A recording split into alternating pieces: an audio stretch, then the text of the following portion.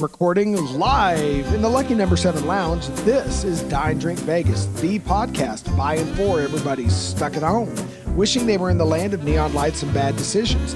I'm your host, John, also known as the Baller on a Budget, and you've come across episode number 65, the Cosmo room service incident.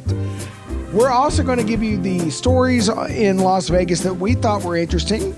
I might preview my upcoming trip with my wife. And of course, we're going to get into the drink of the day. But before we can do any of that premium, top shelf, amazing Las Vegas travel content, of course, we have to bring in the founder of Dine, Drink Travel and Dine, Drink Vegas himself. Yes, I mean the high roller formerly of the High Plains, the leader of the luxury lounge, the king of cops, the Alabama slammer.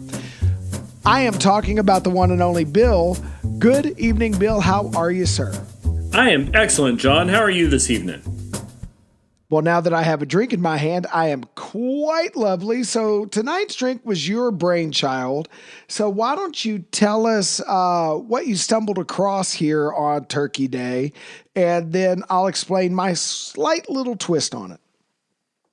So, listeners, if you are new to the podcast, welcome. We are so glad you're here. If you're a longtime listener, welcome back. And if you're a longtime listener, you know that I live here in Alabama, while my wife lives in the vast wastelands of western Texas in the same city as John and his wife. She was here for Thanksgiving. And at some point, we're stumbling around the kitchen. I think it may have actually been the day before Thanksgiving. And I was like, what are we going to do with all these cranberries? And I also had an orange sitting around, because I always do, because I put orange peel in most of our drinks. And I tried several variations of this, but the one I like best is the one that I made that first time for Rachel. And it's where I took 5 cranberries and I cut them in half, or some of the larger ones, I cut them in quarters, took a good peel of orange rind, and I put it in a mixer with about 3 ounces of a pretty decent vodka. I also put in just a touch of Lillet Blanc, a touch of orange bitters, and this last time I also put in a package of brown sugar, and then I let it sit for about half an hour. So this is a different cocktail than the pour it in a glass I usually make, because it requires a little bit of preparation time, because you've got to let the vodka absorb the flavor of the cranberries. But it was Thanksgiving Eve, it was Thanksgiving Day, I had other stuff to do, and that wasn't a big deal. And then I just put some ice in there, and I shook it like it owed me money, poured it, and it is a cranberry orange martini, and it is delightful. It's better the longer you let it soak. I do. And also for garnish, I put like 5 whole cranberries in there and another orange twist. That mostly just makes it pretty, but Rachel enjoyed it. I think I like it more, and it is a good drink. If you want to make it sweeter, you can make it with some of the cranberry orange relish that we used for Thanksgiving, or just some cranberry sauce. If you want a sweeter drink, that's an option that's available to you. But this doesn't have to be a sweet drink, and I think it's fantastic. So, John, you mentioned variations. What did you do? So I pretty much kept close to spec. The only thing I did different is I did not have any plain vodka around the house. And I picked up a bottle of cranberry vodka, and I thought I would make it with that, but it turns out cranberry vodka tastes terrible. So I got to rummaging around in my liquor cabinet, and I forgot that a couple of months ago, I had done some infusions with some different, with gin and vodka. And one of my infusions was gin with orange peel and rosemary. So I poured up 3 ounces of that, a broken ice cube, about a bar spoon of my homemade cranberry sauce, which has lots of spices and orange juice in it. And I don't really believe in shaking martinis, but you did. So what I did was I swirled. I didn't stir. I didn't shake. I swirled. I split the difference, strained it out. I also used cranberry bitters and orange bitters. I happen to have, the label looks disgusting because some spilled at one point, but I have cranberry bitters and orange bitters in there too. And I got to say, Bill, without vermouth, this is basically cold flavored gin, but so what? It's very holidays forward. It's festive. I like it. If I'd had some dry vermouth, I definitely would have put it in there, but I like what you came up with. So, in the place of vermouth, I always use the Lillet Blanc, but you use some words, and I understood them earlier as like individual pieces of English, but I didn't understand them comprehensively a phrase. When you said you were out of vodka, like I know what each of those words mean, but what were you trying to express? I mean, there is no vodka in my house except some of my infused vodka, but I reached for the gin tonight. So, I do have an Earl Grey tea vodka in my liquor cabinet, which is quite lovely because I did that, and I've got a coffee infused vodka that will come out for some coffee based drinks. By the way, Bill, if you got extra vodka sitting around and some coffee beans, you might want to infuse some vodka with some coffee beans because we're going to need that in a later episode. so talk to me about the rosemary infusion. How did that work with the cranberry? Delightfully well. I mean, it's all your holiday flavors. There's orange, there's rosemary. I kind of wish I'd thrown a cinnamon stick in there, but I don't know about cinnamon and gin. But yeah, it actually, they play very nice with each other. And you can, listeners, I've got a picture up on X or Twitter, whatever it is. In fact, I literally tweeted while Bill was explaining the drink. You could see it is a very lovely color. It looks like a cosmopolitan cocktail, but it is not nearly as sweet, right? So I think this is a very sophisticated take on a Cosmo, which is essentially what both of ours are. I prefer gin over vodka anyway. Yeah, delicious. So, listeners, John is a bad, bad man because he allowed himself to run out of vodka. And if you're a half decent home bartender, never let yourself run out of vodka. I But one have of seven rums. Fair, but one of the reasons that vodka is such a beautiful thing is it takes on the flavor of whatever else it is that you have around the house. And as you go through the holidays, your family is going to have something that they enjoy cooking, and you're going to have too much of it. And there's an almost infinite combination of usually dessert things that you can do, and you just soak them in vodka for 30 minutes or so, and then you stir it up and you make a cocktail, and it is fantastic. And I think that's one of the real lessons that I want to leave with from the drink of the day today. Don't be afraid to experiment. Now, to John's point about rum, rum is delicious and will absolutely work with any number of the things that you've got laying around for whatever your family holiday traditions are. But yeah, if you've got some extra stuff, particularly if it's something fruity or if it's something like a cinnamon or whatever, throw it in a shaker with some vodka or in some cases some rum or gin will certainly work. Toss it up and see what happens. I don't think that's bad advice at all, Bill. Although my favorite flavor in vodka is juniper, and that's gin. All right. On that note, let's go ahead and move on. So our main topic tonight: Redditor Reddit Dana set off a social media firestorm on the sub mildly, I just put mildly interesting, and it should be mildly infuriating. But this is what happens when you let a dyslexic who owns seven types of rum and nine kinds of whiskey and several home infused gins. Anyway, type up the run sheet. On mildly infuriating, they posted a screenshot of their room service. Now, this receipt, which we'll give you some details in a second, quickly went viral. It popped up. I was actually on Reddit within an hour of this thing getting posted. And the next thing you know, somebody had a TikTok about it. It was on Instagram. It was on X. It was on Facebook. It got picked up by everybody, right? This thing has been discussed to death. And almost everybody jumped on the outrage bandwagon. Now, let me break this down for you. So this is a screenshot of this person's app. I don't know if Danis is she or he or they, whatever. Reddit Danis's app, meaning they had not finished the transaction yet. So room service French toast, $20, a stack of buttermilk pancakes, again, room service price, $19. So not cheap, but this is room service. The American breakfast, which is basically your basic eggs, bacon, hash brown breakfast, but it also includes apple juice and coffee. $40. So again, not cheap. Here's where things got really outrageous. So we're at $89 so far. Automatic gratuity of $16. It's like a 20% gratuity in there. $10 service charge, which we've talked about MGM's room service charges. That's actually cheap for MGM. Most other MGM properties charge more. And then the sales tax, and then an additional 22% tip. Now, cooler heads quickly prevailed by pointing out that A, this sale wasn't complete, and B, the customer was under no obligation for the extra 22% tip because the gratuity was already there, meaning that instead of $142, it could have been closer to $120, which not cheap, but this is room service breakfast for two. Now, we will point out that room service, like the mini bar, has always been an overpriced luxury for a long time. But even so, this is an expensive breakfast.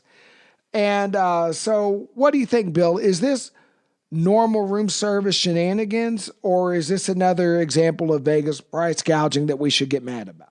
So this seems to me to be something a little bit past normal because that's a lot of money, even for a nice hotel, even in room service, even in Las Vegas.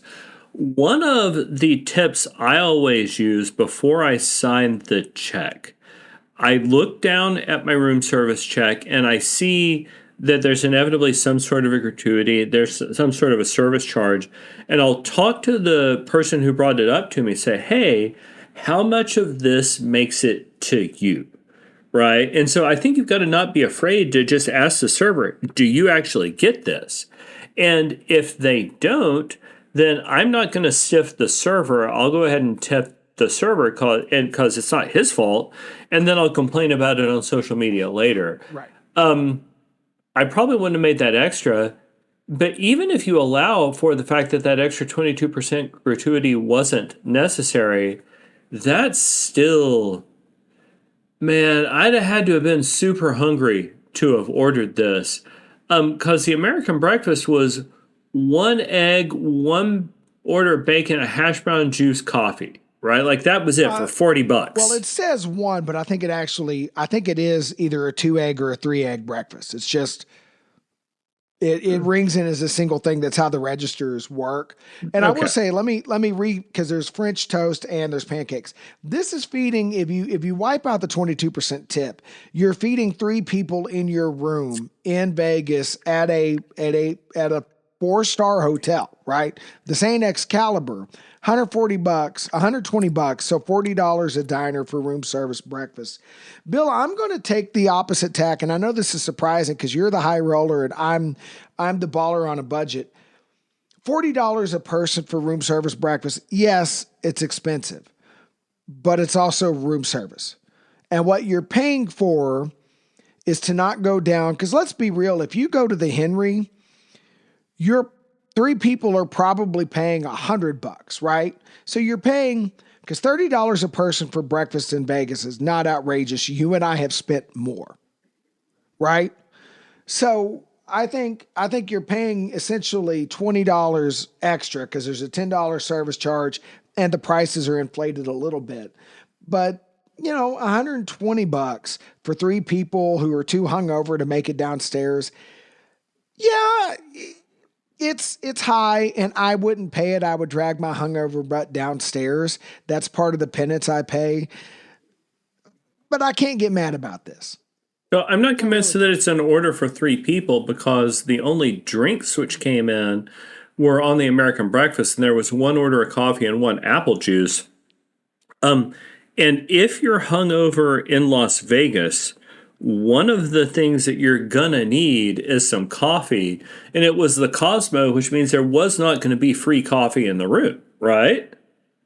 Well, perhaps. I mean, but we don't know because most of the Cosmo rooms have fridges. They might have had iced coffee, water. I will say 2 of the 3 people get a drink. French toast, pancakes, and a whole American breakfast. It's enough food for 3 people. Whether or not it was actually for 3 people, you may be right, but still.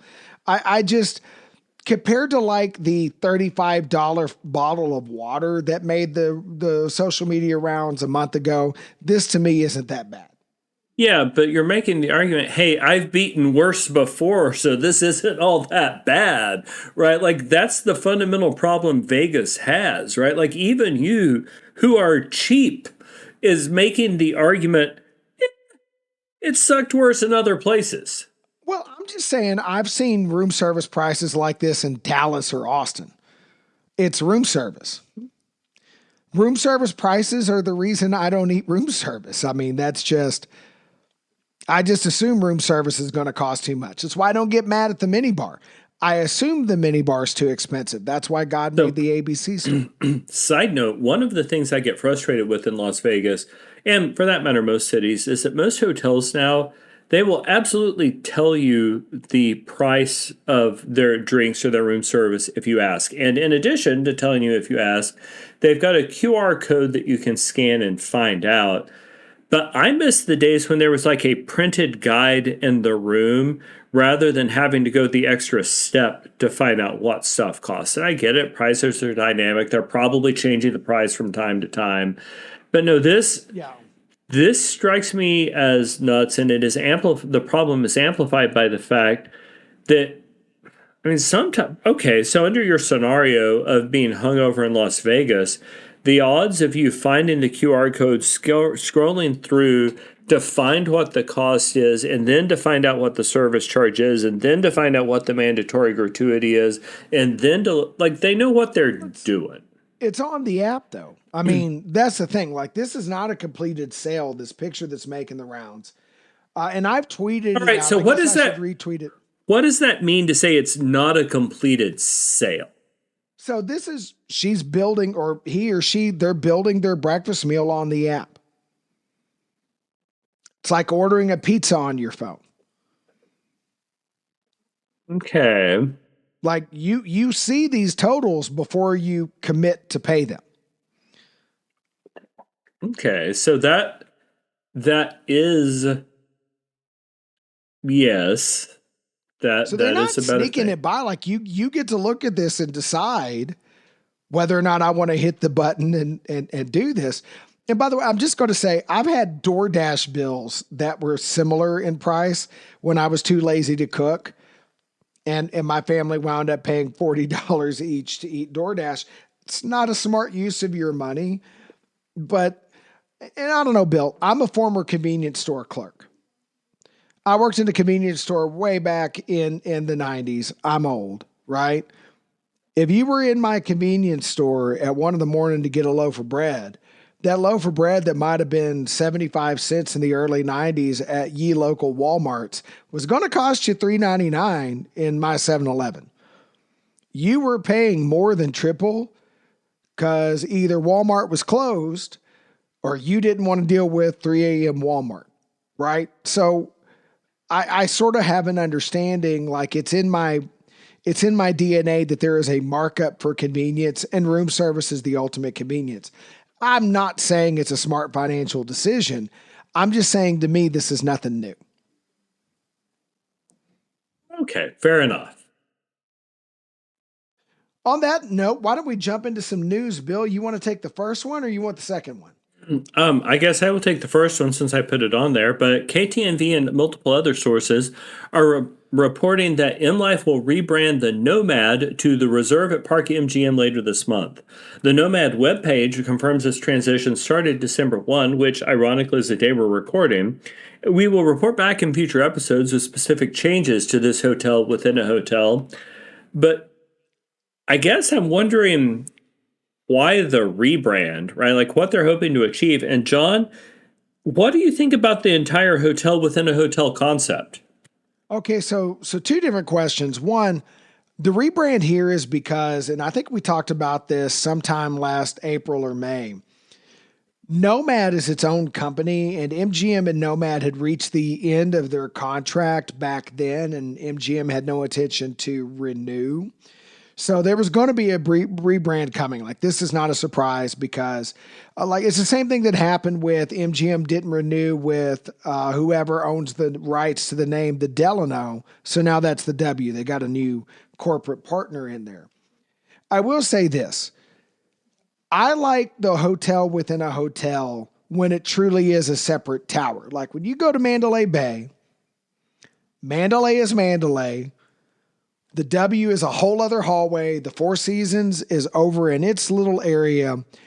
That is truly a hotel within a hotel. My understanding of Resorts World, correct me if I'm wrong, is the Hilton, the Conrad, they're all separate towers, right? I've always felt like at Park MGM, like the Nomad is just the upper floors.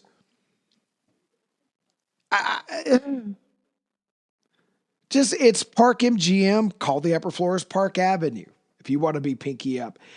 I don't mind the hotel within the hotel. I don't think it makes sense at Park MGM. That's my take.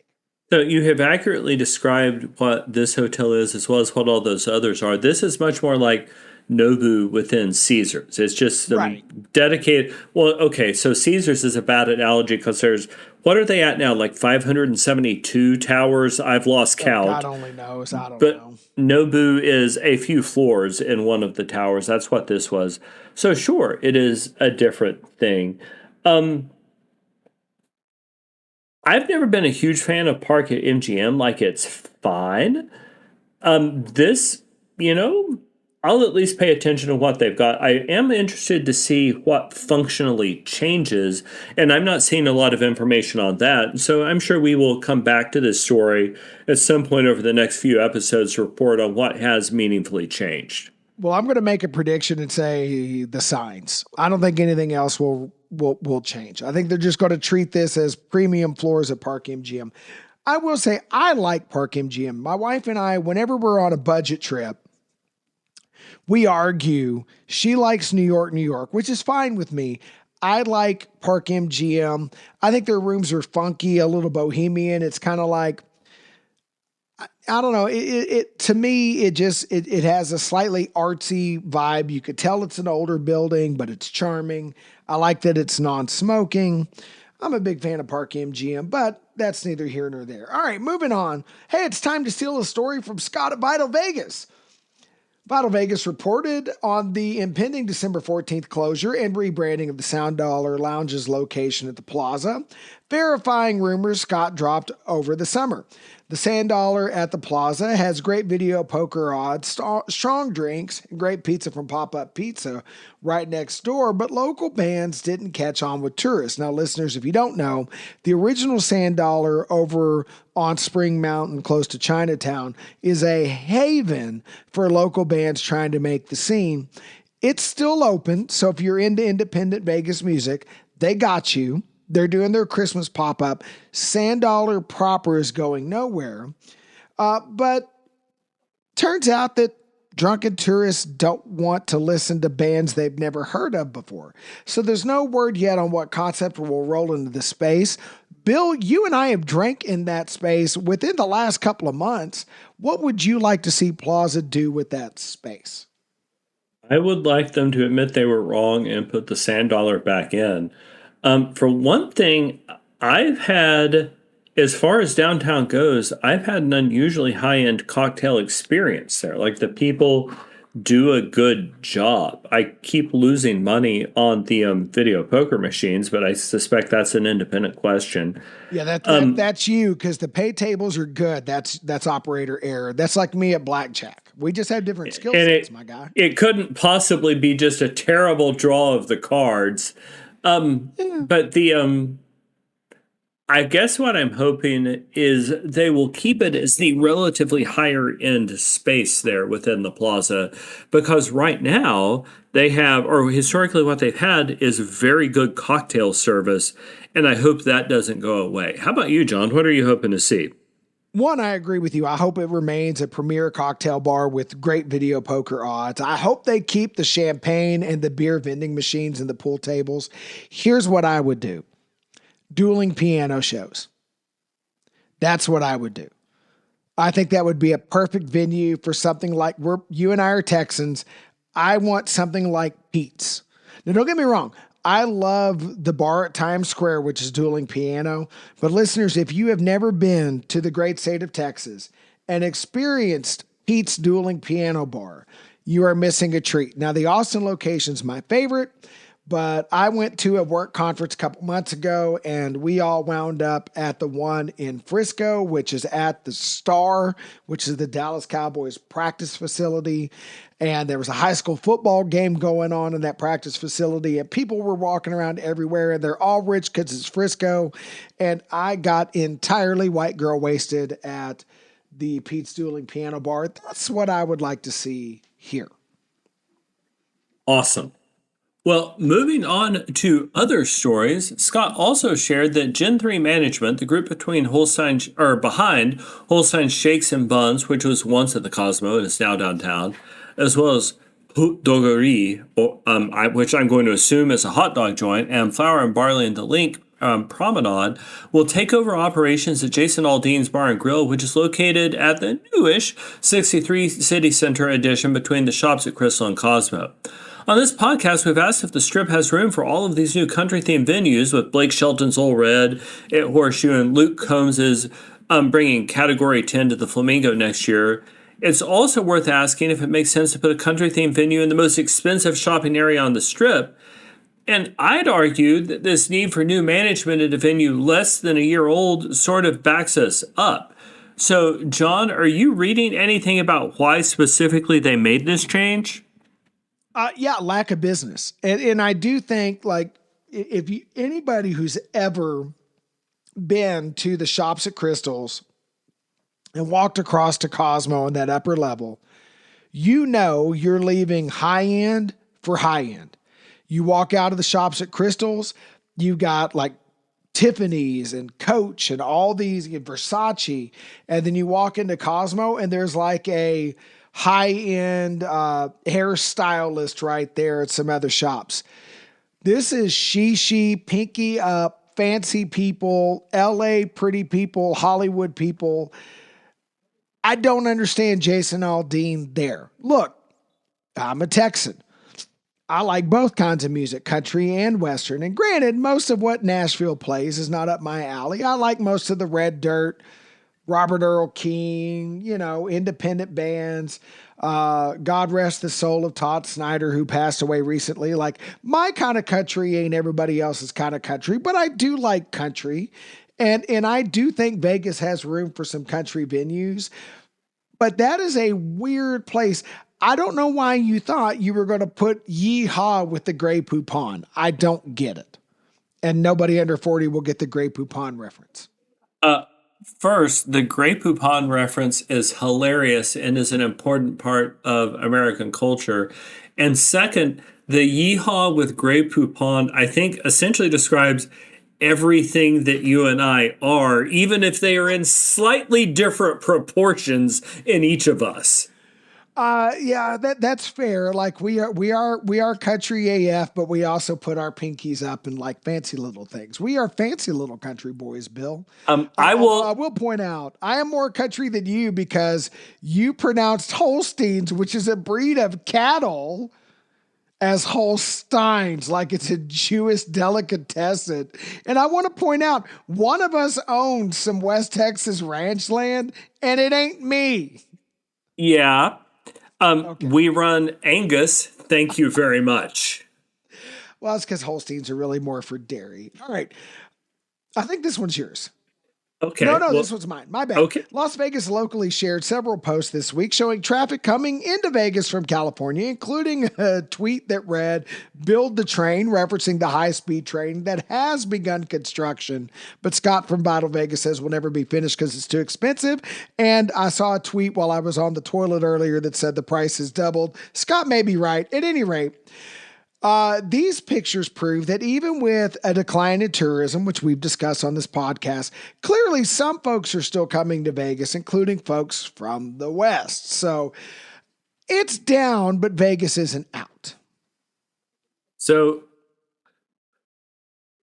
and in our next story, Eater Vegas has dropped a listicle of all the places to eat Christmas dinner in Las Vegas, which I'll admit is not one of the things that I have a particular interest in doing. But John, what on this list really stands out to you? Like, if you were going to, actually, you have spent Christmas dinner in Las Vegas, where would you eat? I have, and it's not on the list. I think the ultimate Christmas dinner in Vegas, my wife and I So my wife's family rarely does Christmas on Christmas because of just the way her family functions. So, like this year, she and I are going out to Las Vegas from the 21st to the 24th because we won't see her whole family till the 26th. And her parents have graciously agreed to watch our children in the preceding days. One year we did family Christmas early, and she and I flew out to Vegas on Christmas Day itself. If you're in Vegas on Christmas Day, just listen to me. Go to Reraw. I know we talk about Reraw on this podcast a lot. I know we give it inordinate amounts of attention. Listeners, I am telling you that Irish curry fries and a warm chicken pot pie and a lovely cocktail made with Irish whiskey and lovely Irish music playing in the background and beautiful Christmas decorations and a lovely oak and wood dining room. Just skip this list, go to Reraw. Bill, did anything on the list get your attention?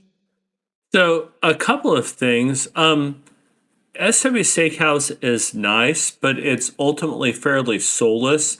The place on this list, which I actually probably would have gone to, is Bouchon at the Venetian. It's nice, it's upscale, but it's not overdone, and I can absolutely see eating Christmas dinner there. The thing on this list, which really stood out to me, was they've got Siegel's 1941 on there, which is a restaurant at the El Cortez, which they either are closing or have already closed, which kind of makes me not fair. Yeah. But still, so fair. So it's open. They are closing it. They haven't closed it yet. But that makes me doubt how much thought they put into the rest of this listicle. You know what I'm saying? Well, I think the reason that Siegel's is on there is because of the prime rib, which is supposed to be excellent. But if I'm eating prime rib in Vegas, I'm going to Lowry's and I'm getting the full English dinner experience because lots of places make good prime rib. Lowry's is unique. It really is. The Vegas Lowry's is a whole thing. And I often preach, don't eat things in Vegas you can get close to home. There's a Lowry's in Dallas. I go to Dallas all the time. You know what? I don't go to Lowry's in Dallas. I go to Lowry's in Vegas. It's just a thing. Well, that's because when you're in Dallas, you're with your in-laws. So presumably you're eating whatever the family's eating. You've got different choices there. That's true. And my in-laws rarely want to go out to eat. Like I think maybe once every 2 or 3 years we'll go out to eat with my in-laws. So usually we're eating whatever's at the house. On the upside, they're good cooks. My father-in-law is the king of cooked pork. My mother-in-law used to work for an elite bakery in Dallas, actually 2 different elite bakeries in Dallas County and Collin County. So yeah, we don't go hungry. All right. Speaking of Christmas stuff, Bill, multiple sources reported, celebrated, or complained about the opening of the Mariah Carey Christmas bar pop-up taking over the On the Record nightclub at Park MGM now through December 28th. For just under $20, a guest can get a 90-minute admission and 1 free cocktail. Every 30 minutes, All I Want for Christmas Is You will play, and they have a number of rooms, including a hidden karaoke room and a lot of photo opportunities. If that's not your jam, the Review Journal's Neon blog, who stole their name from Al Mancini's Neon News blog, has a list of other holiday-themed bars in Vegas for your drinking and holiday pleasure. Bill, we just talked about this. You've never done Vegas for Christmas. Does anything on this list get you excited to go drinking and getting your elf on in Vegas? No, not even close. And if I had to do this, it would make me less likely to go to Vegas. I will also like to complain for the record that on Saturday, which was November the 29th, yes, I and my entire family have already been whamageddoned. Because we were standing in the airport in my town. I was dropping off Rachel and our son so they could fly back home to Texas, and that song played. So the fact that the Mariah Carey equivalent is playing all the time, no, I don't want to go. Please tell me this isn't the sort of thing that's interesting to you, John? You know, my wife and I are kicking it around. I think I'd rather go down to the Silverton and check out the Bad Elf Lounge, or several of the tiki bars rebrand themselves for Christmas time.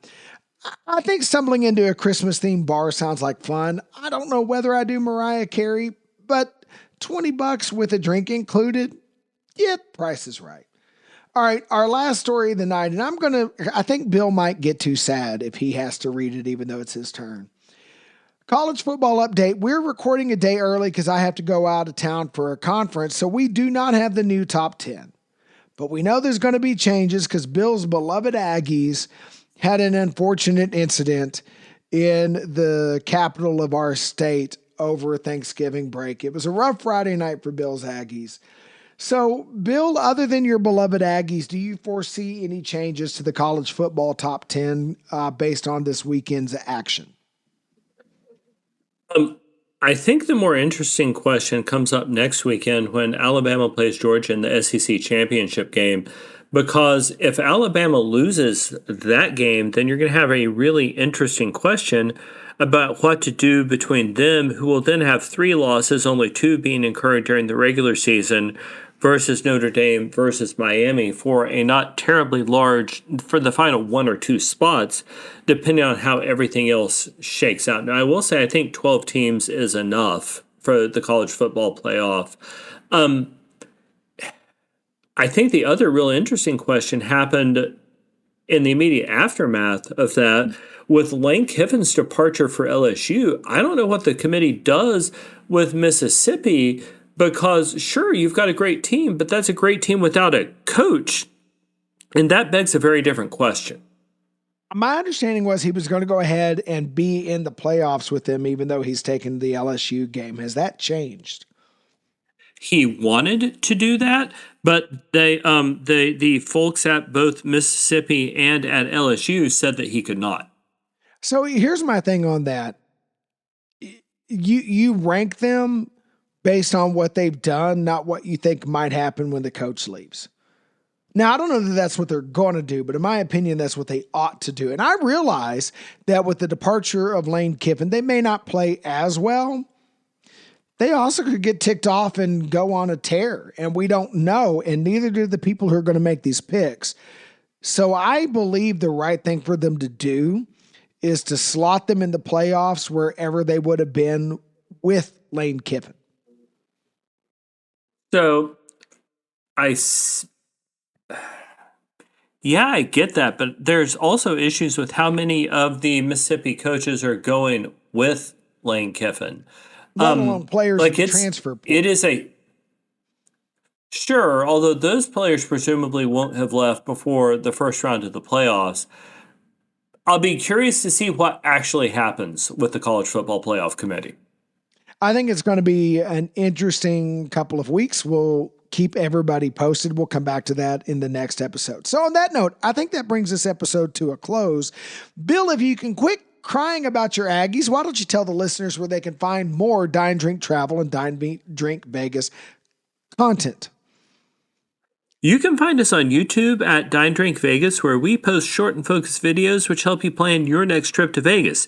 Things like a review of a particular style of hotel room or a particular restaurant or things like that. You can also find us on YouTube at Dine Drink Travel, where we post all of the other travel things, a lot of which is about air travel, including the executive lounges at the Las Vegas airport.